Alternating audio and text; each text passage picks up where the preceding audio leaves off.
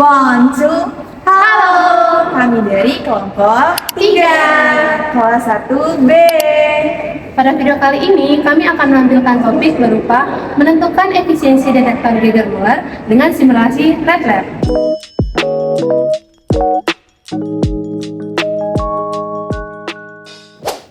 Efisiensi dalam KBBI berarti ketepatan cara dalam melakukan sesuatu. Efisiensi bagi detektor berarti kemampuan detektor untuk mendeteksi partikel radiasi, lalu menghasilkan sinyal sesuai dengan partikel radiasi tersebut. Untuk hasil pengukuran yang baik, maka diperlukan efisiensi detektor yang tinggi.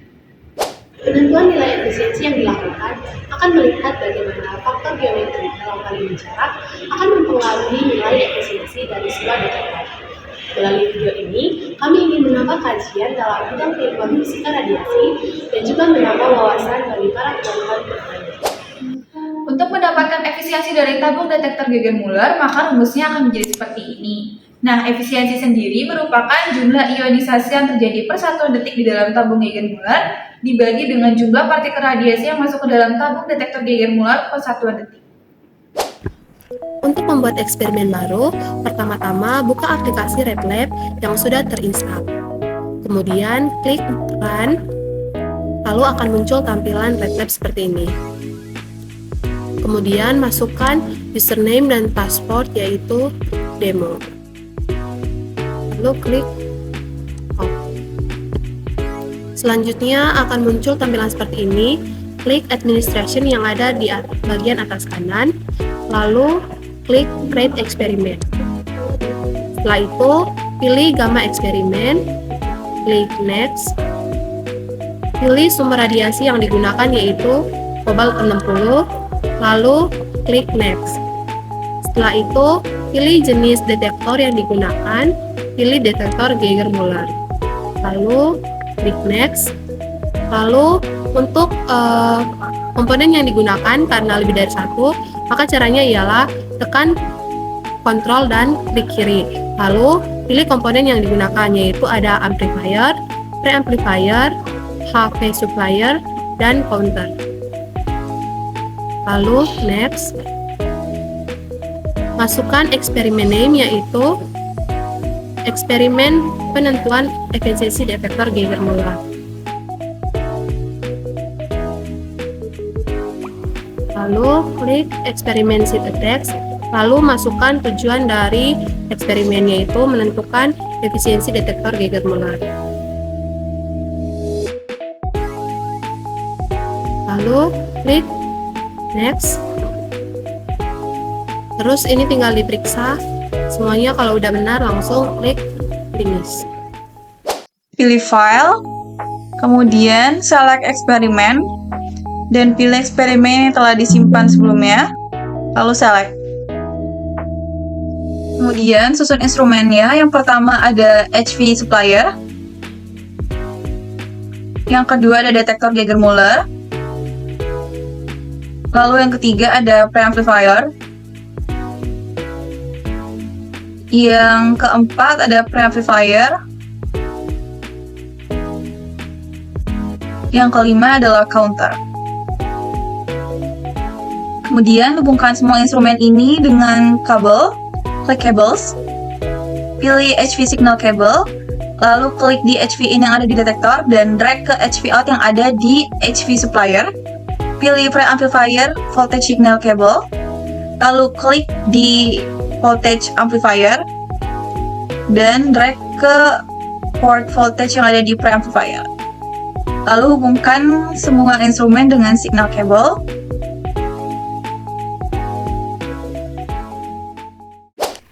Pengukuran pertama dilakukan tanpa sumber, dengan 3 kali percobaan. Atur waktu menjadi 60 detik.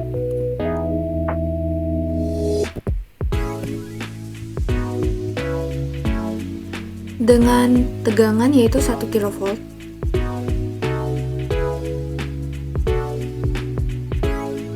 Lalu klik Run dan tunggu hingga 60 detik. Setelah hasilnya keluar, jangan langsung klik Run kembali, melainkan stop terlebih dahulu dan clear.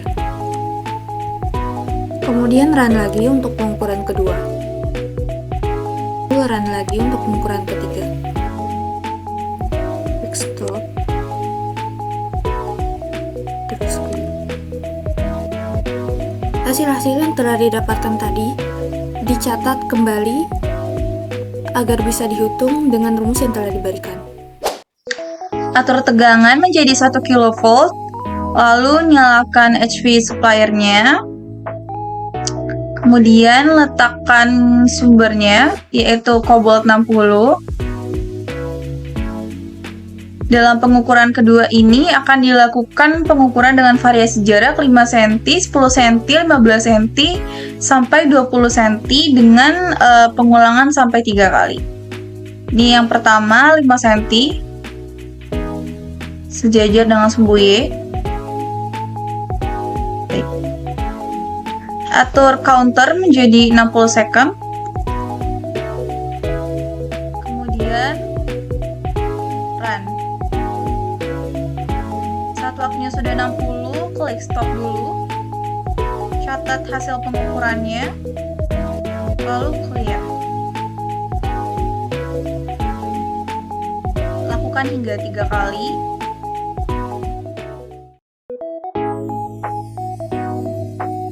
Sekarang untuk jarak 10 cm, lalu run.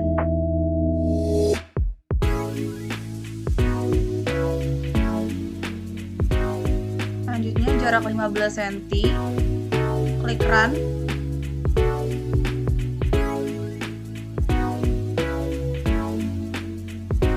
Yang terakhir jarak 20 cm,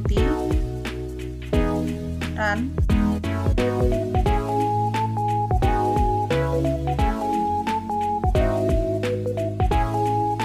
Dalam praktikum kali ini, jenis detektor yang digunakan yaitu detektor Geiger-Müller. Pengujian ini dilakukan menggunakan 2 sumber, yaitu radiasi latar dan radiasi sumber. Jenis sumber yang digunakan yaitu radioisotop kobalt 60. Kobalt 60 memancarkan radiasi elektromagnetik dengan energi sebesar 1,17 MeV dan 1,33 MeV dengan waktu paruh 5,27 tahun. Tiap pencacahan radiasi latar dan radiasi sumber kobalt 60 digunakan waktu selama 60 detik. Khusus untuk radiasi sumber kobalt 60 digunakan variasi jarak yaitu 5 cm, 10 cm, 15 cm, dan 20 cm. Berikut adalah data hasil pengukuran yang kami lakukan.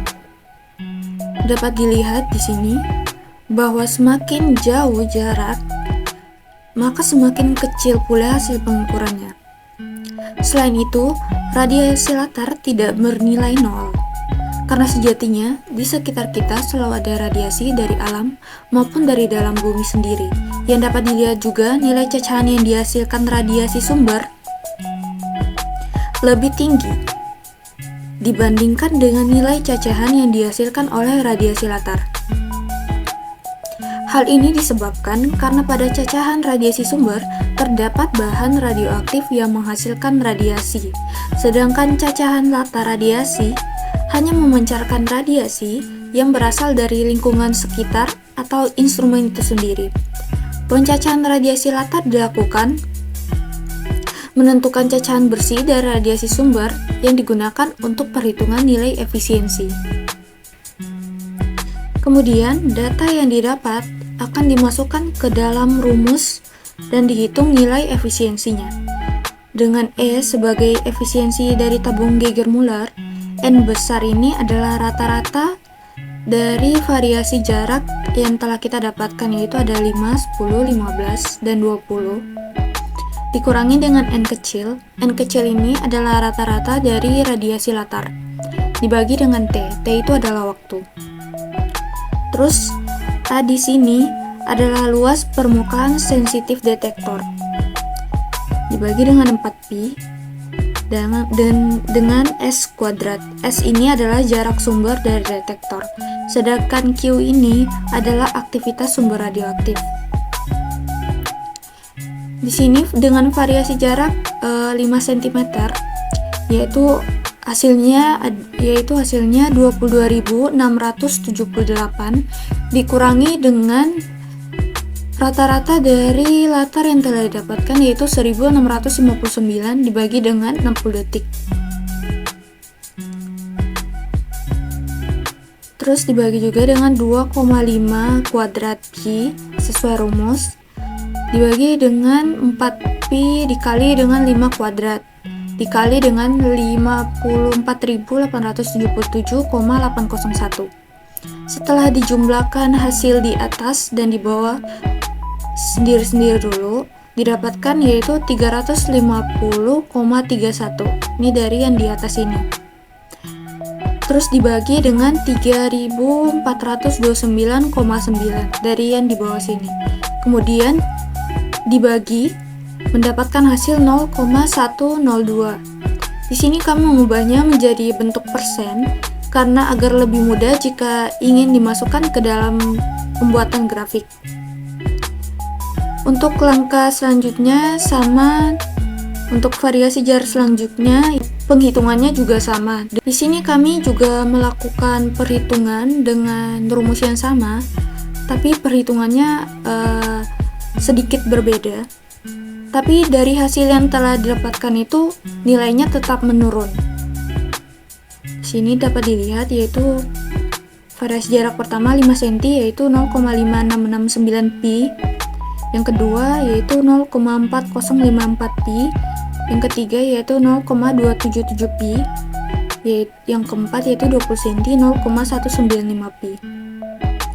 Hasilnya tetap menurun walaupun ada sedikit perbedaan yang kami lakukan pada rumus, pada perhitungannya. Ini juga menurun, yang tadi saya jelaskan 10,2% menjadi 7,3%, terus 5% dan 3,5%. Terlihat pada data yang tertera pada tabel dan grafik, data nilai efisiensi detektor mengalami penurunan. Pada jarak 5 cm, yakni jarak terdekat antara detektor dan sumber radiasi, didapatkan nilai efisiensi sebesar 10,2%. Lalu pada jarak 10 cm, didapatkan nilai efisiensi sebesar 7,3%. Pada jarak 15 cm, nilai efisiensi yang diperoleh sebesar 5%, dan pada jarak 20 cm, yakni jarak terjauh antara detektor dan sumber radiasi, nilai efisiensi yang diperoleh yaitu 3,5%. Faktor yang menyebabkan adanya perubahan nilai efisiensi pada tiap variasi jarak ini adalah faktor geometri berupa jarak antara detektor dan sumber radiasi. Saat sumber radiasi berada jauh dari detektor, detektor akan sulit mendeteksi radiasi yang masuk, sehingga detektor tidak efisien untuk mencacar radiasi. Semakin dekat detektor dan sumber radiasi, maka nilai efisiensi akan semakin besar. Dan semakin jauh jarak antara detektor dan sumber radiasi, maka nilai efisiensi yang dihasilkan akan kecil. Selain faktor geometri, ada beberapa faktor yang mempengaruhi nilai efisiensi dari suatu detektor. Yang pertama, ada ukuran detektor. Ukuran detektor yang luas akan menyebabkan minimnya interaksi antar partikel di dalamnya, sehingga memicu minimnya nilai efisiensi dari detektor tersebut. Kemudian yang kedua ada jenis energi radiasi. Jenis energi radiasi yang rendah cenderung akan menghasilkan nilai efisiensi yang tidak pula. Hal ini diakibatkan partikel yang menembus magnetar tidak dapat berinteraksi dengan sektor. Kemudian yang ketiga ada diagram waktu mati. Waktu mati adalah waktu di mana detektor tidak dapat mencacar radiasi yang datang. Nah, pada proses ini, pencacahan akan dihenti dan hasil cacatan akan hilang.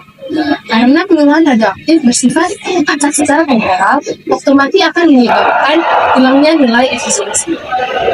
Kesimpulan yang kami dapatkan dari eksperimen ini adalah faktor geometri, terutama jarak, merupakan faktor yang mempengaruhi nilai efisiensi suatu detektor.